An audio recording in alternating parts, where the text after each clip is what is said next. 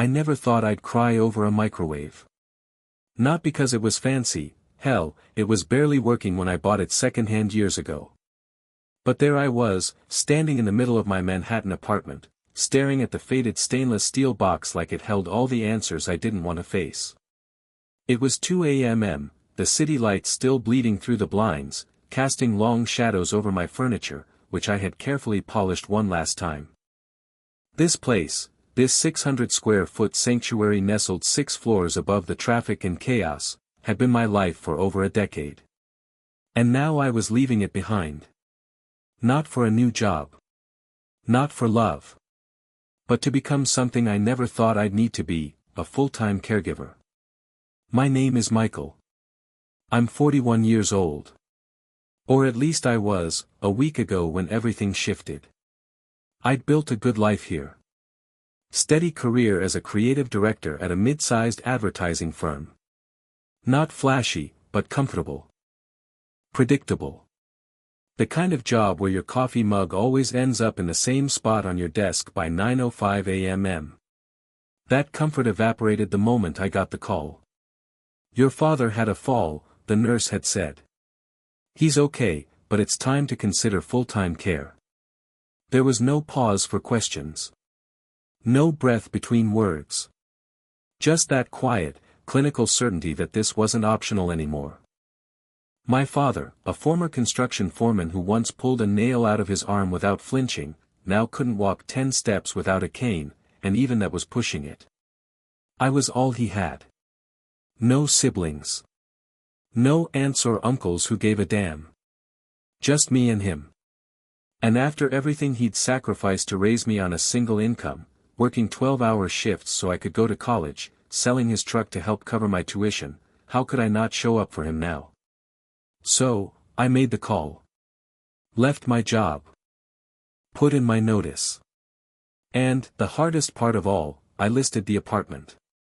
Not for sale, I couldn't bear the finality of that, but for rent. Furnished. Every last piece of it, the old cherrywood desk, the vintage record player, the leather couch I saved 3 months for. I even included the damn microwave. The plan was simple.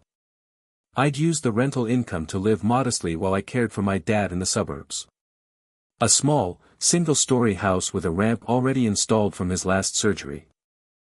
Nothing fancy, but close to the hospital, close to the grocery store, and far from the life I was leaving behind. I spent weeks getting everything ready.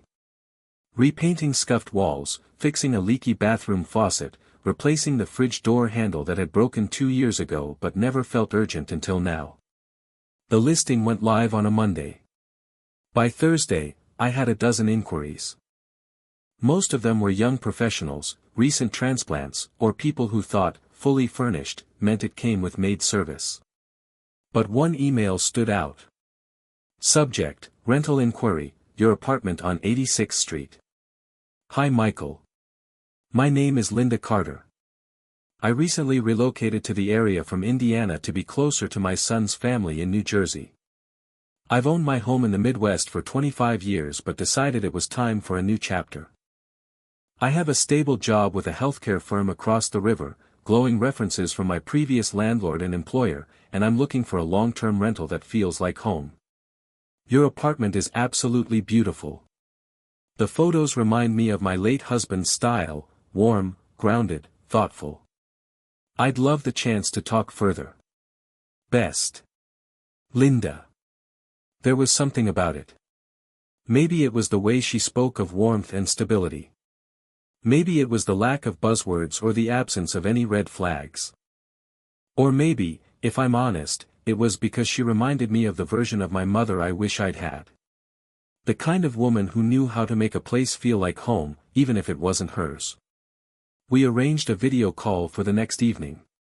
Linda appeared on screen in a well-lit living room filled with framed photographs and a fat orange cat lounging in the background. Her voice was soft, with just a touch of Midwestern formality. I'm not one of those nightmare tenants you see on the news, she joked. No parties, no drama. I go to work, come home, read mystery novels, and try not to let my cat boss me around. I laughed. She seemed harmless. Responsible. Boring, in the best possible way. She offered to pay 3 months' rent up front. Sent references within the hour. One from her employer, a nurse manager at a private clinic in Newark, who called her reliable and thoughtful. Another from her pastor back in Indiana, who described her as a woman of deep faith and unwavering integrity. It all checked out. And when you're uprooting your entire life, the last thing you want is a loose thread. I approved her application the next morning. The day Linda moved in, I met her briefly in the lobby to hand over the keys and do a final walkthrough. She arrived with just 2 suitcases and a tired smile. "It's beautiful," she said, stepping inside. "I promise I'll take good care of it." I believed her. As I stood by the door, ready to leave, I glanced once more at my apartment, the one I had loved and lived in, the one she now called home. She noticed my hesitation. "Don't worry," she said gently. "It's in good hands." I nodded, not trusting myself to speak, and walked away. I didn't look back. It had been a few weeks since I moved in with Dad, and I'll be honest, the adjustment was harder than I let on. The man who used to carry 2x4s on his shoulder without blinking now needed help getting into bed. His pride made things delicate. There were days I could feel the shame radiating off him, and I had to pretend not to notice so he could hold on to some sliver of control. In those early days, every time my phone buzzed, I flinched, half expecting a call from Linda about something broken, missing, or wrong. But the phone stayed quiet. No complaints. No updates. Just silence. I reminded myself that silence from a tenant was usually a gift. Linda's lease had officially started the 1st of the month. A standard 1-year agreement with a 2-month deposit. I'd included a clause about damages, subleasing restrictions, and a detailed inventory of every single item in the apartment, from the standing lamp in the corner to the chipped ceramic plate I couldn't bring myself to toss. Everything had been catalogued and photographed. I was thorough to the point of obsessive, and she hadn't batted an eye. In fact, her paperwork had been flawless. A lot of people, friends, even my father, had warned me about renting. People ruin things they don't own, my dad had muttered while I was boxing up my vinyl records. You'll be lucky to get back anything more than an empty shell. But Linda Carter seemed different. She wasn't a kid fresh out of college. She wasn't a couple trying to test out the neighborhood before buying. She wasn't even an executive here on some short-term contract. She was, by her own description, a quiet, practical woman in search of peace. I believed her. And I needed to believe that not everyone was out to screw you. I'd found her application buried in the pile of inquiries from Zillow. Most people had barely written a sentence. Is this still available? Do you allow pets? Can I see it today? But Linda's message had stood out for its warmth and specificity. Her references backed her up. The first was from her employer, a woman named Tricia Davenport who managed a private healthcare clinic in Newark. She'd spoken to me on the phone directly, which was already a good sign. Linda's one of our most dependable nurses, Tricia had said. She commutes from Indiana now, crazy, I know, but she never misses a shift. She's been trying to move closer for months. You'd be lucky to have her. The second reference came from her old landlord, George Rayner, a retired contractor who'd rented the upstairs apartment of his home to Linda for 10 years. He described her as tidy, courteous, and punctual with rent. When I asked if he ever had any issues with her, he chuckled and said, only that she insisted on mowing the lawn even when it was my turn. I even Googled her. Nothing alarming came up. A couple of articles from her hometown paper about a blood drive she helped organize. A LinkedIn profile that matched everything she'd said. No lawsuits. No eviction records. Not even a traffic ticket I could find. On paper, and in person, she was the dream tenant. I sent her the lease through DocuSign. She returned it within hours. Then wired the deposit and first month's rent with a level of efficiency that put most of my corporate clients to shame. I almost felt bad for ever doubting her. The day before move-in, I did a final walkthrough of the apartment. Everything was in its place. The framed cityscape over the sofa, the books I'd stacked by color on the floating shelves, the bar cart I never used but liked the look of, it all felt like it had been frozen in time. I wiped down every surface again. Not because it needed it, but because it felt like saying goodbye. Linda showed up right on time, rolling 2 modest suitcases and cradling a small cat carrier in her arms. "Meet Ruby," she said with a smile. The cat blinked at me, unamused. "You're allowed 1 cat," I said. "So I hope she's not hiding siblings." "Nope," Linda laughed. "She's an only child." She asked thoughtful questions. How the buzzer worked. Which trash days were recycling. Where the best place was to park for loading in groceries. She didn't pry about my reasons for leaving. And she didn't flinch when I handed her a binder with all the manuals and warranties I'd compiled. "This is amazing," she said. "You've really taken care of this place." "I lived here a long time," I replied. "It deserves to be treated right." She looked around and nodded with what felt like genuine appreciation. "It feels like a home, not a rental. I'll take good care of it. I promise." And I believed her. Maybe it was naive. Maybe it was desperation. But when I got back to Dad's place that evening and collapsed onto the creaky guest bed, I let myself relax for the first time in weeks. No red flags. No shady vibes. No hint of anything off. I'd found the perfect tenant. Or so I thought. There's a kind of quiet relief that comes from things simply going according to plan. Not better than expected, just right. That was the feeling I carried with me for the first few months after Linda moved into my apartment. Every time the first of the month rolled around, her rent hit my account without delay. Not once did I have to remind her, chase her down, or play the awkward, just following up, game. The funds showed up like clockwork. $3,300, covering the rent and utilities we'd agreed to, transferred from her bank account into mine. No excuses. No drama. I checked the statement each time like a man who doesn't quite believe in good fortune. My father noticed the change in me. I was less tense, more present. Taking care of him was still a full-time job, and the physical toll of that was real, lifting, bathing, driving him to appointments, but I no longer had the gnawing anxiety of wondering how I'd keep us afloat. That rental income. It wasn't just my livelihood. It was my oxygen. Linda and I didn't speak often after that first week, but when we did, it was always cordial. Respectful. Once, she texted to ask where the extra air filters were. Another time, she let me know the Wi-Fi was out briefly, but she'd reset the router and all was well. Low maintenance. That's the best thing you can say about a tenant. Not friendly. Not charming. Low maintenance. I still got her mail from time to time, stray letters sent to my new address from companies who hadn't caught up with my change of address form. I'd forward it back to the city with a smile. Each envelope, reminder that my old life was ticking along without me. A ghost I was still connected to, but no longer haunted by.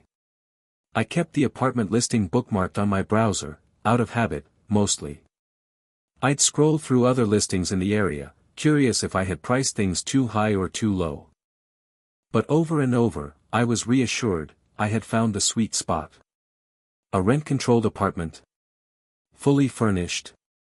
In a pre-war building with decent plumbing and a working elevator.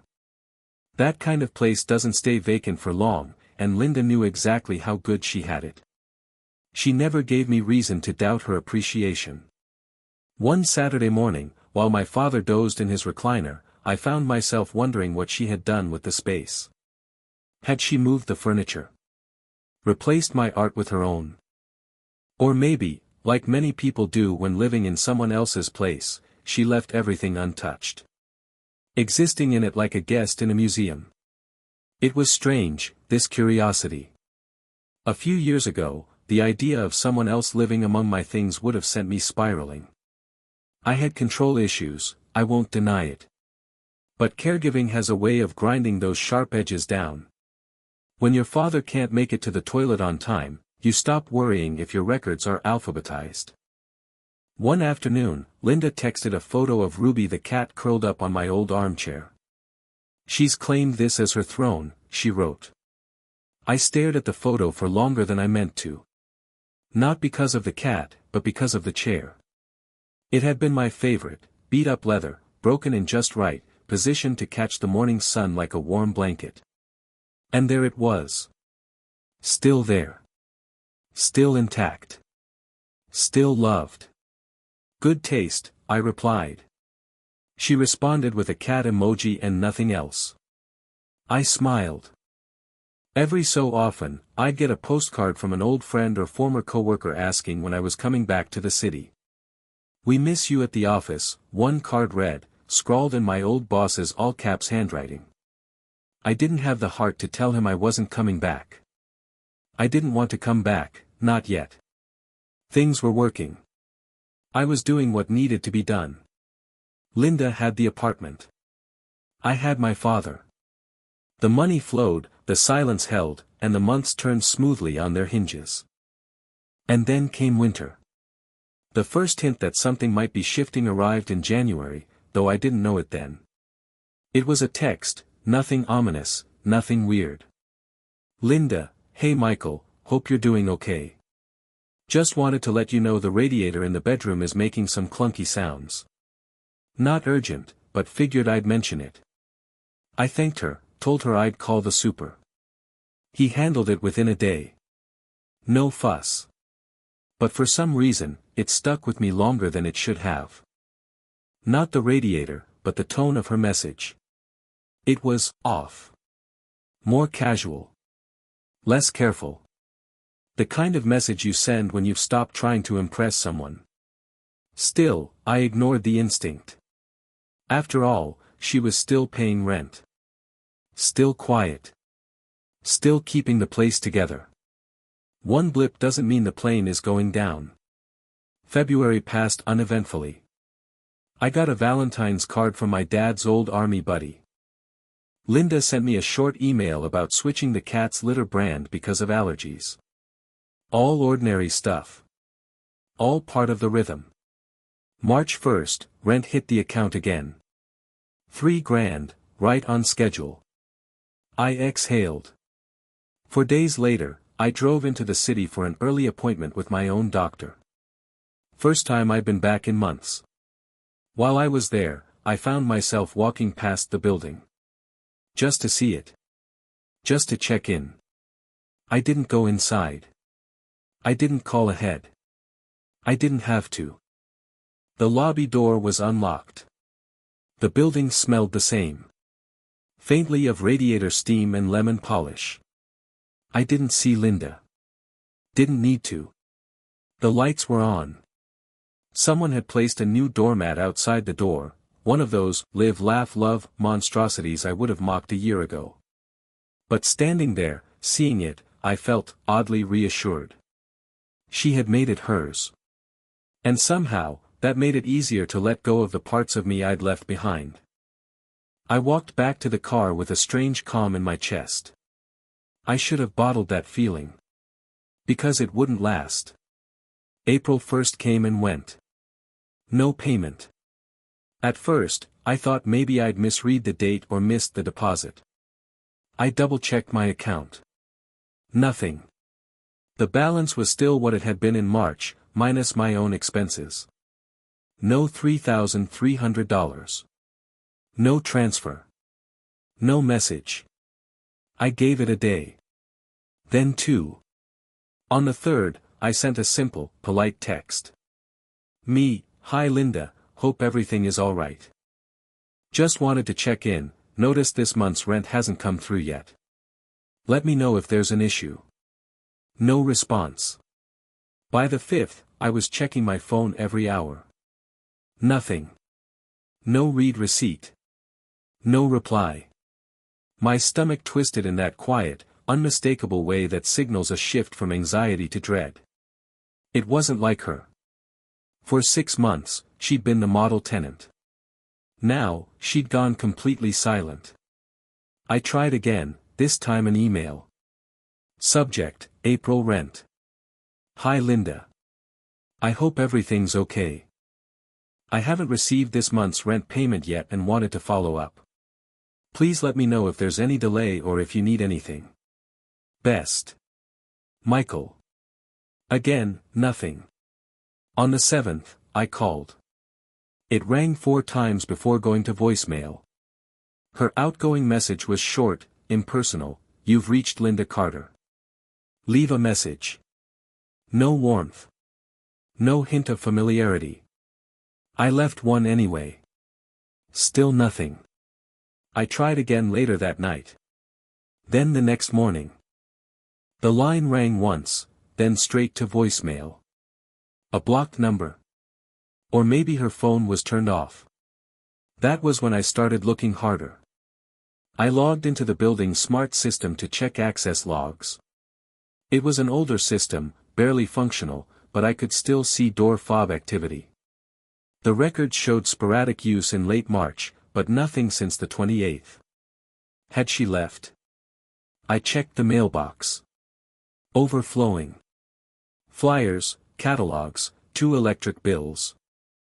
I stuffed them into my coat and climbed the stairs. I stopped in front of the door and pressed my ear to the wood. Silence. No sound. No cat. No TV. No movement. I knocked. Once. Twice. Nothing. I wasn't legally allowed to enter without notice. That's the part no one tells you when you become a landlord. Your own property can turn into someone else's fortress. So I slid a note under the door. Linda, please contact me. I need to confirm everything's alright. I left and waited. That evening, I sat with my dad through dinner. He could tell I was distracted. Tenant trouble, he asked between bites of overcooked chicken. Maybe, I muttered. She paying you? Not this month. He snorted. That's how it starts. Starts. That's what they do, he said. They show up with their good manners and big smiles. Then life happens, and suddenly you're the bad guy for asking for your damn rent. I wanted to argue. But I couldn't. Not really. By the 10th, I had to admit the pattern had shifted. The reliable tenant was now a question mark. The silence wasn't just unsettling. It was deliberate. I mailed her a formal notice to pay or vacate, certified. Gave her 5 business days to respond, as required by law. I followed every rule. Took screenshots of my attempts to contact her. Documented everything. But the days passed like stones. No call. No email. No payment. On the 15th, I visited the building again. Same doormat. Same unopened mail. I knocked, again and again. Still nothing. I even left a second note. Linda, I'm getting concerned. Please contact me. I'm willing to work with you, but I need to hear from you immediately. Still nothing. That night, I opened her original references again. I called the clinic in Newark. The number was disconnected. I googled the name of her old landlord. Nothing. No recent mentions. No website. Just a P.O. box and a defunct email. I searched her on Facebook. No account. Then, finally, I tried something different. I googled Linda Carter plus tenant issues. Just curiosity. A shot in the dark. And that's when I saw it. A thread on a landlord forum dated 2 years ago. Beware Linda C., from Indiana. Nurse. Cat owner. Skipped on last 2 months' rent and left the apartment trashed. Disconnected number. Vanished overnight. My heart stopped. I clicked through. Same name. Same story. Same pattern. The more I dug, the more I found. A Reddit post under r/landlord, woman named Linda Carter. Said she was a nurse. Left without a trace. Took furniture that wasn't hers. Another thread, Linda Carter from the Midwest. Gave glowing references. Turned out to be fake. I sat back in my chair and stared at the screen. This wasn't bad luck. This was a con. My con. I'd been handpicked. The glowing references. Probably friends or burner phones. The landlord who praised her. Never existed. The employer. Could have been anyone. She'd built a persona detailed enough to pass inspection, but shallow enough to disappear. And I had bought it. Hook, line, and signature. I closed my laptop slowly, my hands clammy with a mix of rage and embarrassment. My perfect tenant had ghosted. And now I was left with a question I never thought I'd have to ask. What the hell do I do now? I used to think court was something other people dealt with. It belonged to TV shows and divorcees, to folks in suits or those with nothing left to lose. But suddenly, I was staring at a stack of eviction paperwork with my own name at the top and a deadline at the bottom, and I realized something brutal: justice has a line, and it moves painfully slow. The Monday after I confirmed Linda had officially ghosted, I sat at the dining table in my father's house, a stale cup of coffee cooling by my elbow. The kitchen radio was playing some upbeat Sinatra number, a soundtrack too cheery for what I was doing. I was filing to evict someone from the apartment I still technically owned but couldn't even enter. I'd done my research. New York Housing Court had its own special brand of bureaucracy, rules written in legalese, deadlines that meant everything, and a backlog that could eat months of your life if you missed a comma. I printed the notice of petition and petition for non-payment of rent. Both documents had to be served properly. Not mailed. Not emailed. Served, by someone else, not me. Dad watched me from across the table. You sure you want to get into this mess? I didn't answer. Because what was the alternative? Let her squat in my place indefinitely. Let her drain me until I couldn't afford Dad's meds or the house or my own damn sanity. I hired a process server named Carl, a no-nonsense guy with a buzz cut and a worn-out Mets cap. He delivered the court papers to the apartment door and taped one copy to the hallway wall, just in case. Place was quiet, he told me. Didn't hear anything inside. But somebody took the papers. They weren't there when I passed back through. A few days later, I got the stamped court date, May 18th, 9:30 a.m. Housing Court, downtown Manhattan. I circled it on my calendar. The countdown began. In the meantime, I filed a separate case in small claims court for the unpaid rent and potential damages. It wouldn't help with the eviction, but I wanted it on record. If Linda ever popped up again, if she tried to rent another place, get another job, maybe this would follow her. Hope. That was my strategy now. May 18th arrived like an anxiety freight train. I wore my only decent blazer, took the 6 a.m. train into the city, and sat on a wooden bench in the housing court waiting room that smelled like stress and old coffee. The room was a mix of exhausted landlords and defiant tenants. Everyone looked like they didn't want to be there. Some came armed with folders. Some looked like they hadn't slept. One woman sobbed quietly into her scarf. A man in a suit paced the hallway, shouting into a Bluetooth earpiece. They called my case mid-morning. The judge, a stern woman with sharp eyes and a voice that could cut concrete, asked if Linda Carter was present. She wasn't. Has the respondent been properly served? The judge asked. Yes, Your Honor, I said. I have the affidavit from the process server. She nodded. We'll proceed in her absence. That should have felt like a win. But it didn't. It felt like shouting into a canyon. The words echoed, but nothing came back. The judge issued a default judgment in my favor. It sounded decisive, but the clerk explained, Linda now had 10 days to contest it. If she didn't, I'd get a warrant of eviction. After that, a marshal would be assigned. Then more waiting. Possibly weeks. The law, it turns out, has teeth, but only after it's chewed through your time, your savings, and your patience.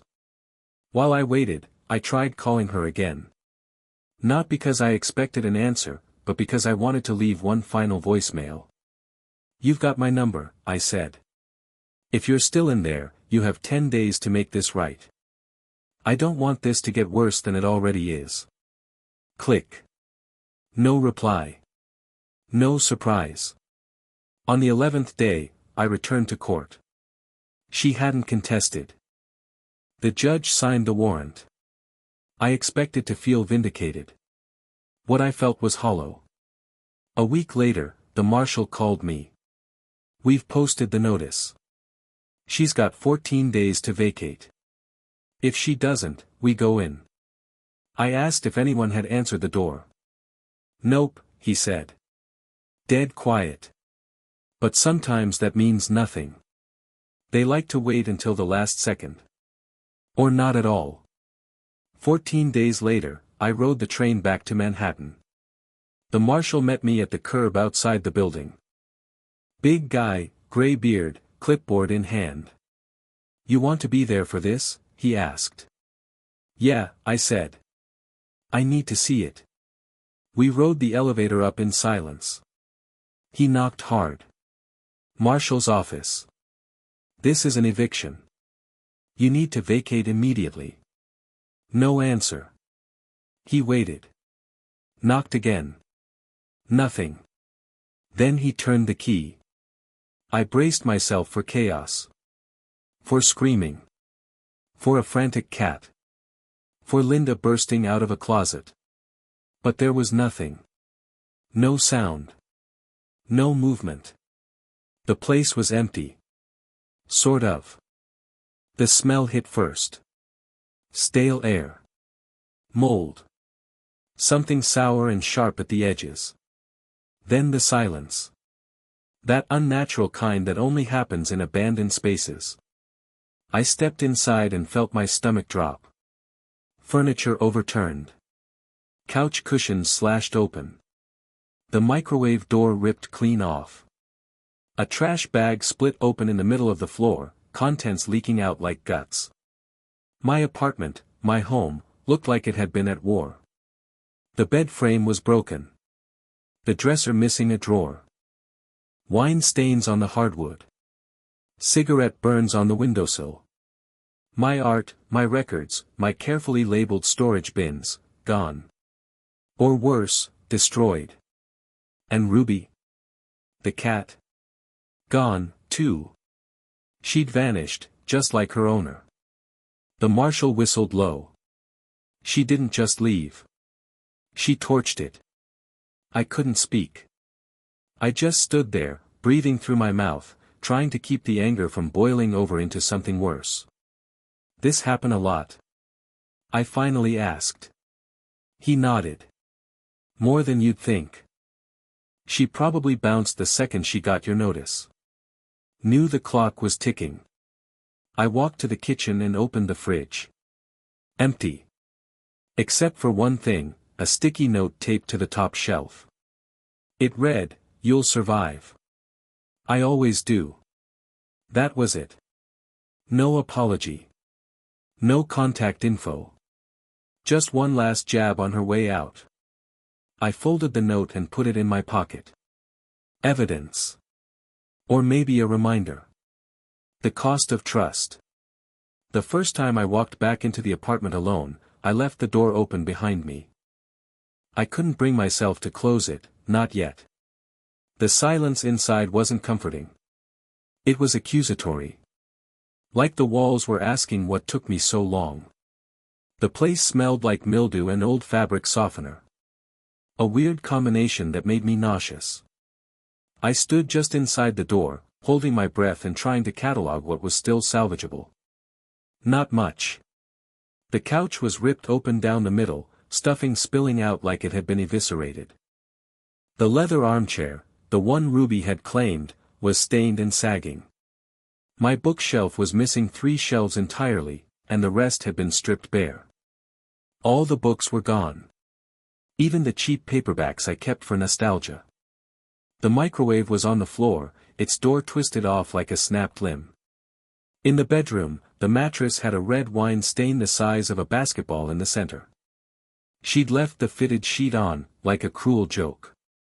The drawers were empty. Closet, too. Not even a single wire hanger left. The bathroom was the least damaged, but she'd left the tub half filled with some brownish liquid and a ring of scum circling the edge. I didn't want to know what it was.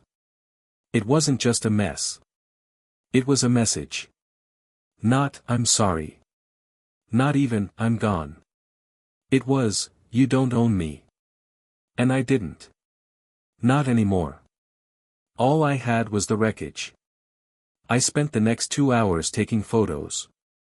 Every angle. Every stain. Every crack in the drywall that hadn't been there before. I needed documentation. For court. For insurance. For closure. But the camera couldn't capture the worst part, how foreign the place felt. This wasn't my apartment anymore. Not really. It had become a ruin. A week later, the repair estimates came in. $2,400 for new flooring. $1,200 for a new refrigerator. The old one had been unplugged and left to rot, mold curling around the corners like fingers. Furniture replacements. At least $3,000, even if I bought used. Cleaning and sanitation. Another $900. Add to that the missing rent for April and May, $600, and I was looking at a loss of nearly $14,000. 14 grand. Gone. Because I believed a woman who looked me in the eye and said, "I'll take good care of it." I called my lawyer, Gary Hollister, an old college friend who'd moved into real estate law. "Can I go after her?" I asked. Gary didn't hesitate. "Technically, yes. You have the lease, the court judgment, and now, photos of damages. That's enough for small claims. What about garnishing wages? A lien?" He sighed. "Here's the thing. You can file. You can even win again. But you still have to collect. If she has no assets and no employer on record, you're chasing smoke. And if she crossed state lines? That's another layer. You'll spend more money trying to recover than you're likely to get back. So, that's it." He paused. "Not necessarily. But you've got to decide what you want more, revenge, or to be done." I didn't say anything. I couldn't. Because the truth was, I wasn't ready to let it go. Not yet. I cleaned the apartment myself. Could have hired someone, sure. But part of me needed to do it. I needed to touch everything.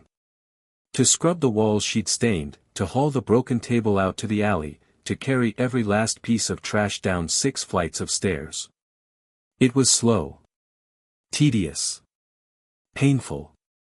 But it was also cleansing. The hardest part wasn't the furniture. It was the little things. The chipped mug she'd left behind in the sink. The bent spoon. A scrap of receipt stuck to the fridge with a magnet that read, "Bless this mess."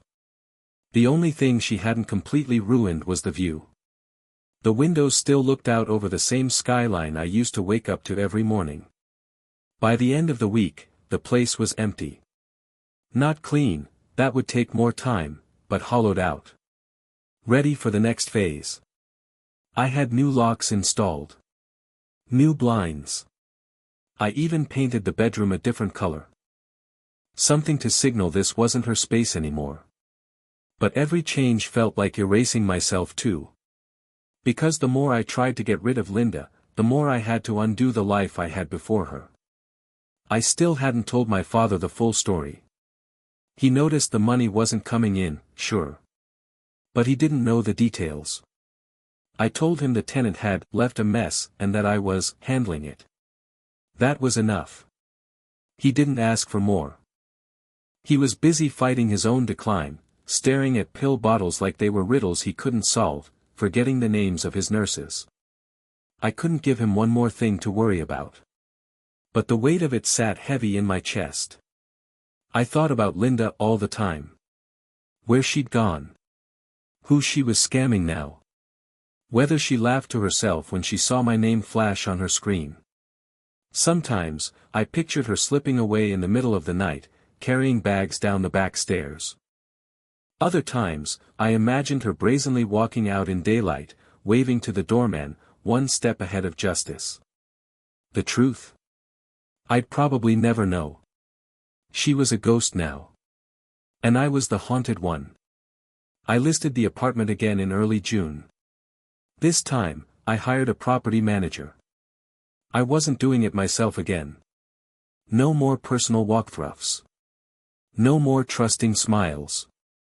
No more gut feelings. The new listing had stricter criteria. Background checks. Employment verification. Higher deposit. No pets. No exceptions. The property manager called me after showing it to a young couple from Queens. They love it, she said. They're both teachers. Clean records. Want a 2-year lease. I should have felt relieved. Instead, I felt guarded. Like I was walking barefoot across glass. That's what Linda left me with. Not just debt and broken furniture. But doubt. Doubt in people. Doubt in my instincts. Doubt in the idea that you can ever really know someone. The lease was signed by mid-June. The couple moved in 2 weeks later. They brought their own furniture. Their own stories. Their own quiet hopes. And just like that, life moved on. Sort of. Because some wounds don't scab over. They stay raw. Tender. Ready to ache again at the slightest reminder. I still have that note she left in the fridge. You'll survive. I always do. Sometimes I wonder if that was a warning. Other times, I wonder if it was a dare. It's strange how a number can feel like a verdict. $13,742. 58, that was the final tally from the spreadsheet I'd built, line by painful line, after cleaning up Linda Carter's wreckage. It included everything: 2 months unpaid rent, ruined furniture, repairs, deep cleaning, locksmith services, and lost time. That number followed me. It stared at me from my desktop. It whispered from my notebook. It blinked at me from the receipt pile I kept in a shoebox beneath my father's dining table. That number wasn't just a financial hit. It was a punch to the gut. Because I knew, no matter how tight the evidence, no matter how justified I was, getting that money back would be its own kind of fantasy. The justice system had done its part. Technically. I had a judgment from housing court. A separate one from small claims. The law was on my side, printed in official black ink on official white paper. But paper doesn't pay your bills. Paper doesn't fix a cracked ceiling or scrub the wine out of hardwood floors. Paper, it turns out, is a poor replacement for accountability. Still, I held out hope. I met with Gary again, my lawyer. We sat in his office on a muggy Tuesday morning in July, the AC unit clicking behind him like it was trying to remind us it was working harder than it should. She's in the wind, Gary said, flipping through the file. We have no current employer. No bank account we can legally garnish. No property under her name. No tax return to intercept. What about hiring someone? I asked. A recovery firm. He gave me a look, the kind of look friends give when you're asking for trouble. You could, he said. They'll take a cut, of course. Usually 30 to 50%. And you'll have to pay them up front to even start searching. If they find something, great. If not, you're out even more. I stared down at the table. Let's say I find her, I said. What happens next? Gary sighed. Then you'd serve her again. More paperwork. More appearances. And maybe, a lien or a wage garnishment, if she has verifiable income. And if she doesn't? He didn't have to answer. I knew. The process would cost thousands. Not just in lawyer fees, but in hours of my life, stress, mileage, phone calls, certified letters, time off from caregiving. The system isn't built for people like me to win. It's built to let people like Linda slip through the cracks. She's counting on this, I said aloud, more to myself than to him. Gary nodded. Probably has done this before. Probably will again. I didn't sleep that night. I lay in bed staring at the ceiling, the fan spinning in lazy circles above me. I tried to imagine Linda's face, not the warm smile she wore when we first met, but the one she must have worn as she packed up my things. Was she angry? Was it personal? Or was I just another mark? It hit me sometime after 2 a.m., the realization hard and cold. She expected me to give up. She had banked on it. Counted on the legal red tape, the cross-state logistics, and the sheer exhaustion of the process to work in her favor. Because most people do give up. And even if they win a judgment, they file it away like a scar and move on. That's what she'd learned to survive on, the silence of the people she burned. So I made a decision. Not a cheap one. Not an easy one. But a decision that would shift the power back into my hands, at least in the one arena she hadn't accounted for. The Internet. It started with a domain name. LindaCarterUSA.com. Available.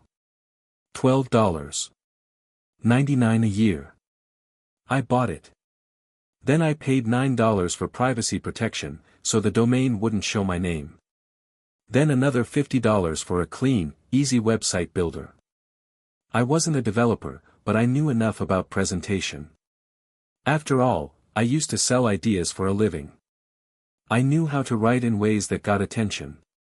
But this time, I wasn't selling anything. I was documenting. I built the site in 3 days. The homepage was clean, factual, and cold. No emotion. No name-calling. No speculation. Just the truth. The timeline of events. Photos of the damage. Copies of court records, public information. I blacked out sensitive data, left out personal rants. Just facts. There was a section for landlords. A section for employers. A section titled, "If you're considering renting to or hiring Linda Carter," that laid out her history of rental scams across 2 states, complete with references to old Reddit threads and landlord forums. I sourced everything. Linked everything. This wasn't a smear campaign. It was a public record. A warning. She'd burned me, but she wouldn't burn the next one.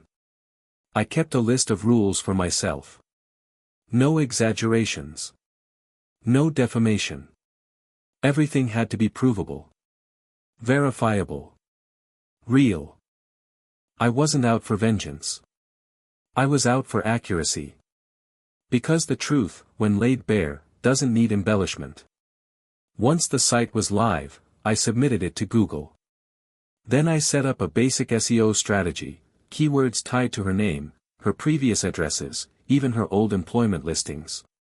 It was slow work. Technical. Boring. But necessary. Because if someone Googled her now, I didn't want them seeing her LinkedIn profile or some fabricated nursing resume. I wanted them to see me. To see this. To see her. Within a month, the site started getting traffic. Small at first. A few clicks here and there. I added a counter, then a contact form. One day, I got an email from a landlord in Pennsylvania. "Thank you for this. She just applied to rent a unit from me." Your site came up when I searched her name. I declined the application. I sat with that email for a long time. Then I printed it out and taped it to the wall above my desk. Proof. Linda might have stolen my peace, my time, and my money. But she didn't get to erase the truth. Not this time. Not anymore. I never intended to become an amateur SEO strategist, but grief has a funny way of rerouting your skill set. Day by day, I refined the website. Linda Carter USA. Com wasn't just a warning anymore, it became a case study. A portfolio of accountability. It didn't scream, didn't rant. It whispered the truth in a tone too calm to be ignored. I created a sitemap and submitted it to Google Search Console. I optimized image alt text with keywords like Linda Carter tenant complaint and rental scam New York. I learned about bounce rates, page authority, and the difference between long-tail and short-tail search queries. I started embedding court docket numbers and referencing landlord discussion threads. Everything was traceable. Documented. If you looked for her, you would find me. That became the mission. I wrote blog entries, not personal essays, but factual updates. Timeline of events. How to research tenants across state lines. Understanding the eviction process in NYC. It wasn't just about Linda anymore. It was about all of them, people like her, who used kindness as a crowbar and trust as a shield. I found others, too. Victims. One guy from Ohio emailed me after stumbling on the site. She'd used a different last name, Carlin, but the details matched. A cat, a nursing job, a fake reference from a pastor. She'd vanished on him, 2 months behind on rent and a trail of clawed-up furniture. Another man from Pennsylvania. Same story. Different city. She moved often. Changed just enough details to stay slippery. But the patterns repeated. Always charming. Always quiet. Always clean, for a while. Then, the silence, the unpaid bills, the wreckage. And always, no consequences. Until now. One night, I logged into Google Analytics and saw a spike in traffic. A dozen new hits, all from the same IP range in New Jersey. Someone was digging. Deep. Every page. Every link. I traced the traffic back to a healthcare facility in Newark. I didn't know if it was her employer. But I had a feeling. The next day, I got an email. Subject, please remove content. Hello. I'm reaching out regarding the website you've created about Linda Carter. We are conducting an internal review following some concerns raised in our HR department. While we respect your right to share your experience, we ask that you remove any personal details related to her previous employment, or redact identifying information related to our facility. Thank you. HR Department. Mid-State Wellness Group. I didn't respond. Not right away. Instead, I updated the site. I replaced their name with a placeholder, unnamed facility in New Jersey. I added a note. Editor's note, out of courtesy, we've removed the specific name of a facility that has since initiated an internal review related to Linda Carter's employment. The facts remain unchanged. Then I posted a new blog entry. When institutions ignore patterns, why tenant fraud persists. It wasn't personal. It was data. Statistics. Case histories. My own and others. I wasn't libeling her. I was documenting her. And apparently, it worked. A week later, another email arrived, from someone calling themselves Paul. I saw what you posted. You're not wrong. She did the same thing to my mom's condo in Indiana in 2019. My mom passed the debt on to me. $4,800 in damages. We never got a dime. Another name on the list. I built a separate page, reported incidents by year and state. I didn't list full names of landlords, just initials, counties, and property types. Studio, 1-bedroom, duplex. I had 8 entries by the end of the month. Linda Carter had built a trail. I was just putting up the signs. People asked me, in whispers, "Aren't you worried she'll sue you?" I wasn't.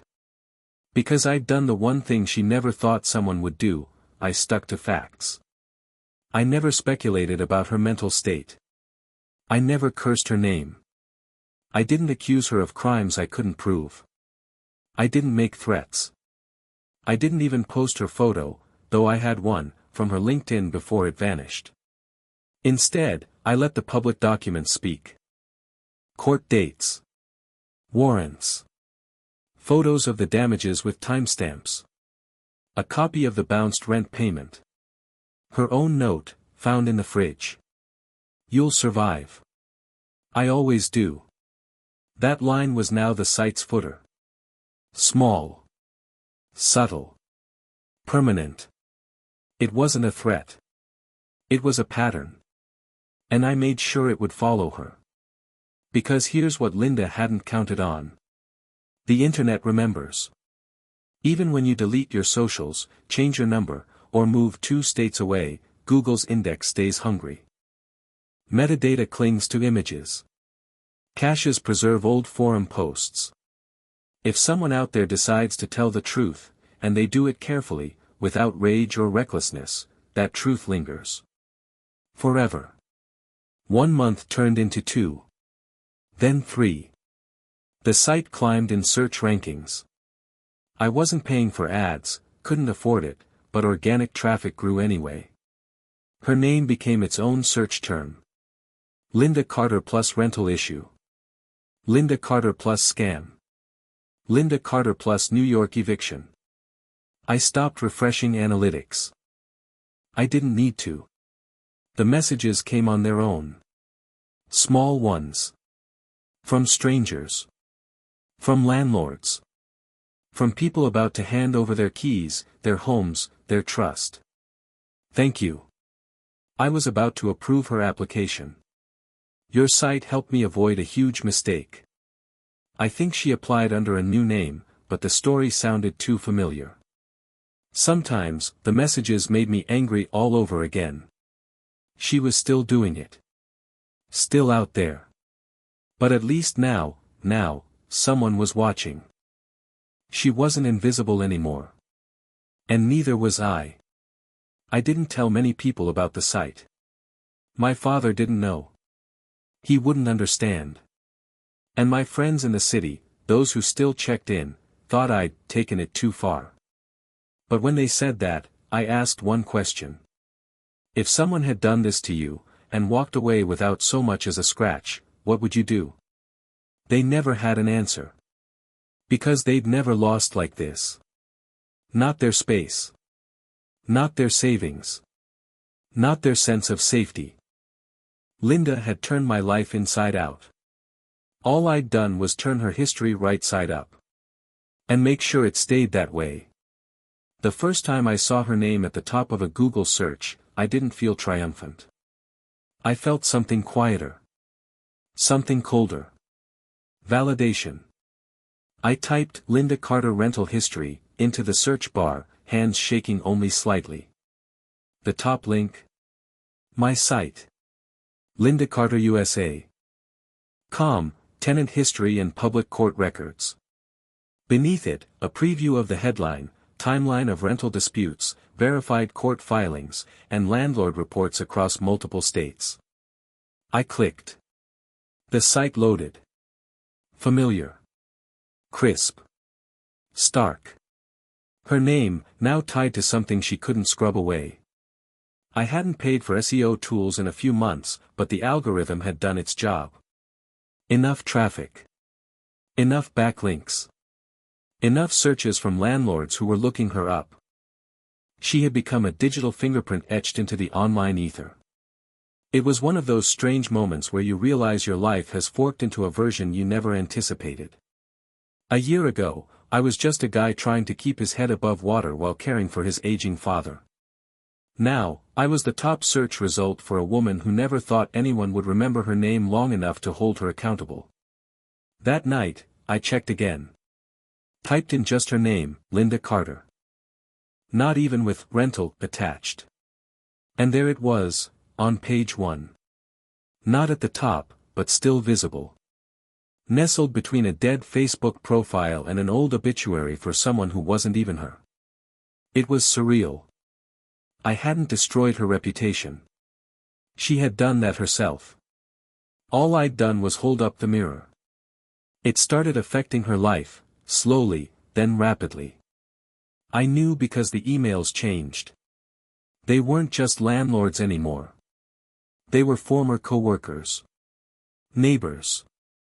Even an old friend from Indiana who reached out cautiously, unsure if I was telling the truth. I always thought something was off, he wrote.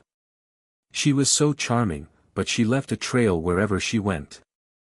One message came from a property management group in Jersey City. We recently ran a background check on a new applicant. Nothing alarming came up in official databases, but when we Googled her, your site appeared. It confirmed some red flags we were already feeling. Another came from someone in human resources. Hi Michael, I'm reaching out off the record. We had Linda Carter apply for a nursing position here last week. Her resume looked good, too good. One of our team found your site. Needless to say, we're reconsidering. And then, my favorite, short and sharp. She won't be working here. I never replied to those messages. I didn't need to. The site had already said everything that needed saying. Sometimes, I still wondered if she'd seen it. If she had searched herself one night, maybe drunk or paranoid, and felt her stomach drop when she realized she wasn't invisible anymore. I imagined her eyes narrowing. Her heart pounding. Her finger hovering over the mouse. Maybe she clicked. Maybe she scrolled. Maybe she cursed at the screen, called it slander, screamed into the empty apartment she was squatting in this time. And maybe, just maybe, she realized she'd underestimated the wrong person. She'd banked on my silence. But silence was a currency I no longer traded in. Around this time, the property manager for my apartment called with an update. The new tenants, the teacher couple, were extending their lease. No issues. On-time rent. No damage.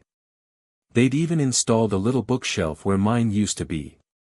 Sent me a photo of it, packed with paperbacks, a potted plant, and a small wooden sign that said, "Start fresh every day." I laughed when I saw it. Not out of joy. Out of relief. The apartment was whole again. It had survived her. And so had I. But not everyone thought I should have done what I did. An old college friend, Eric, reached out after someone sent him the link to my site. "Dude," he said over the phone. "This is intense." "Yeah," I replied. It was an intense experience. I get that, but do you think it's fair to follow her forever? That word again. Fair. As if what she did was just a misunderstanding. As if consequences had expiration dates. "Eric," I said, "she stole from me. She destroyed my home. She disappeared without a word and probably did the same thing to at least half a dozen other people. And none of us saw a dime." He went quiet. "I'm not doxing her. I'm not harassing her. I'm documenting her. If she wants the truth to go away, she can pay the debt or face it. But I'm done pretending people like her deserve a clean slate just because they slip out the back door." He didn't argue after that. We haven't talked since. Months passed. Then a year. The website was still live. Still climbing. I paid the domain and hosting fees monthly, about the cost of 2 coffees and a bagel. Worth every penny. I updated it once every few months. Posted a new story from a landlord in Indiana. Added a PDF of the court docket from New York, with new notations. Occasionally cleaned up broken links. Nothing flashy. Just maintenance. She never contacted me. Not once. No cease and desist. No apology. No explanation. I sometimes wondered what I'd do if she did. Would I take it down? Would I give her a second chance? I used to think the answer was, maybe. But over time, it hardened into a quiet, no. Because this wasn't revenge anymore. This was record-keeping. Someone had to do it. And it turns out, I was that someone. I still have the sticky note she left in the fridge. You'll survive. I always do. She was half right. I did survive. But she can't outrun a search result. Not anymore. It's been 5 years now. 5 years since Linda Carter walked out of my apartment without a word. Since she left me with broken furniture, a wrecked lease, and a note in my fridge that read like a taunt. You'll survive. I always do. She was right about one thing, I did survive. But she miscalculated something else entirely, how deeply I'd carry what she did. Not like a scar, but like a brand. Not with rage, but with resolve. The website is still live. Linda Carter USA. Com has quietly, methodically, grown roots in the internet soil. I pay the domain renewal every August, same day I pay for my dad's prescriptions. Hosting runs me a modest fee. Maintenance takes maybe an hour a month. But what it delivers? That's priceless. It still shows up on the first page of Google when you search her name. Still gets traffic. Not thousands a week, but steady. Enough to matter. Enough to make sure her story sticks to her like smoke. Every once in a while, someone emails me. Usually a landlord or employer. Sometimes a private investigator. Thank you for the warning. She applied to our senior living complex last week. We almost gave her the keys. They don't always give details. Don't need to. All I care about is that the site is doing what it was meant to do, expose the pattern. Document the behavior. Disrupt the cycle.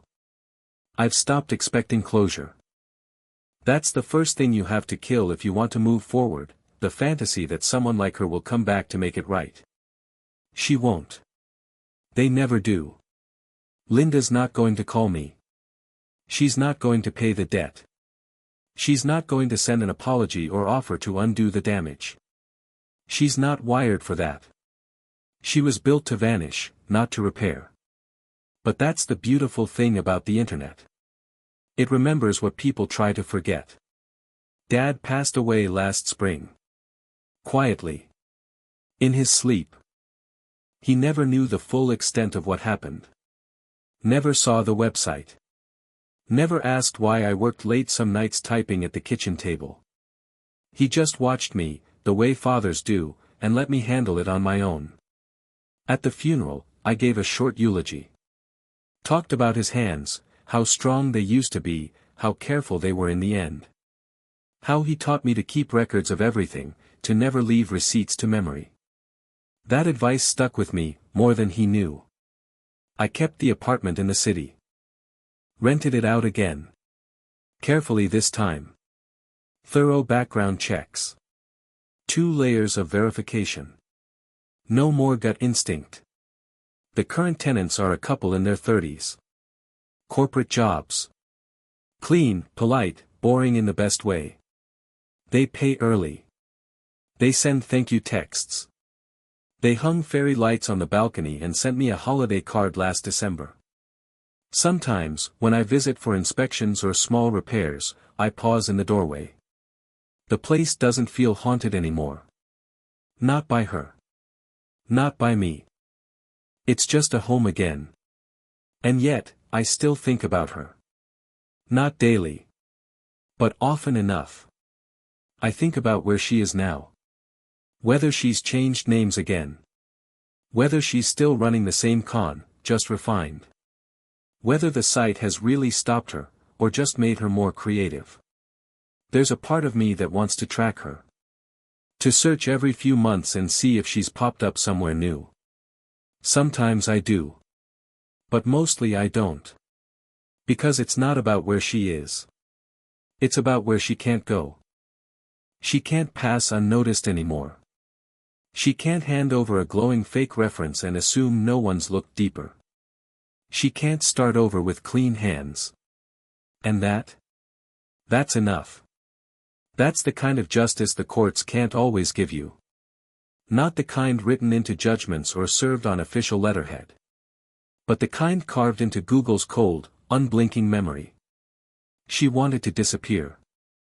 And instead, I made her unforgettable. Last week, I got a message from a man in Florida. He kept it short. She applied to manage our property. Your site saved us tens of thousands. I owe you a drink. I didn't respond. But I printed that one out. Taped it next to the first email I ever got, back when this all began. The one that simply said, "We declined her application. Thank you." Those emails. They're not just receipts. They're a reckoning. One that doesn't end when the court case closes. One that lives on long after the lies fade. Linda Carter thought she could burn the bridge and walk away untouched. She didn't realize I'd rebuild it in code, and I'd light that bridge from end to end. Not with fire. But with fact. So no matter where she runs next, no matter how many names she borrows, how many doors she knocks on, how many landlords she charms, she'll be met by her own shadow. My site will be there. Not screaming. Just sitting in the search results. Waiting. A quiet, undeniable reminder that someone noticed. That someone cared enough not to let it slide. Because survival isn't just about moving on. Sometimes, survival is making sure they can't.